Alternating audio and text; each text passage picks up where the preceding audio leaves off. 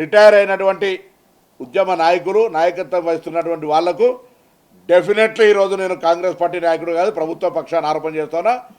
గతంలో నాయకత్వం వహించి ఆర్టీసీని నిర్వీర్యం చేసి ఎగ్జిక్యూటివ్ డైరెక్టర్ని ఎండీగా పెట్టి సమ్మె చేస్తే మొత్తం డిస్మిస్ చేస్తామనేటువంటి మాటలు చెప్పి ఆర్టీసీని పూర్తిగా రోడ్ల పాలు చేసి ఎన్నికలకు ముందు ఇంటెలిజెన్స్ నివేదిక మేరకు ప్రజలు వ్యతిరేకంగా ఉన్నారని ఎటువంటి సంప్రదింపులు లేకుండా ఎటువంటి తోటి నిర్ణయం లేకుండా ఊరికేనే అందులో విలీనం చేసుకుంటున్నామని ప్రకటించిన తర్వాత కనీసం మేనేజింగ్ డైరెక్టర్ కూడా ఆనాడున్న సజ్జనార్ గారికి తెలియకుండా, ప్రిన్సిపల్ సెక్రటరీకి తెలియకుండా ఆదరగా నోటిఫికేషన్ 2 రోజుల ముందు విలీనం చేసినటువంటి పరిస్థితి.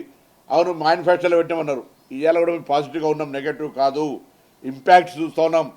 బాల్ ఫైనాన్స్ మినిస్టర్ గారి దగ్గరికి వెళ్ళింది. ఒకవేళ మీరు నాతో మాట్లాడే ఇబ్బంది అయితే నేను ఇవాళ రమ్మంటాను, అందరినీ ఫైనాన్స్ మినిస్టర్ దగ్గర కూర్చోబెట్టి మీ అంశాలన్నీ నివేదిక ఇప్పడానికి నేను సిద్ధం. పరస్పరమైనటువంటి స్పందన ఉండాలి. నేను రమ్మని ఇంత ఓపెన్గా ఇన్విటేషన్ చేస్తూ ఉన్నా. కూర్చొని ఆర్థిక శాఖ మంత్రి దగ్గర కూర్చోండి.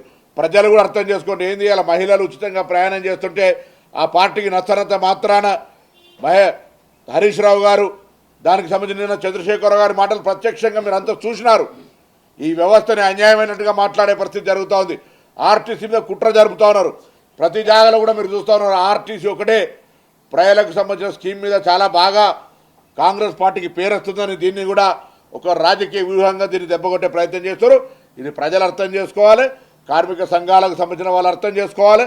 మేము మళ్ళీ చెప్తా ఉన్నాం, ఎవరి మీద వ్యక్తిగతంగా ఎవరి మీద సంస్థాపరంగా ఎక్కడ కూడా అంశాల పట్ల వేరే ఇతరత్ర ఆలోచన లేదు. పేద ప్రజల ప్రయాణానికి సంబంధించిన అంశం కాబట్టి తప్పకుండా మరి సంఘాలకు నాయకత్వం వహిస్తున్న వాళ్ళను దృష్టిలో పెట్టుకొని, సంస్థ పరిరక్షణ దృష్టిలో పెట్టుకొని, ప్రభుత్వం మీకు సానుకూలంగా ఉంది అనేటువంటి అంశాన్ని మనసులో ఉంచుకొని సమస్య పరిష్కారానికి చొరవ తీసుకొని ముందుకు రావాలని కోరుతా ఉన్నాను.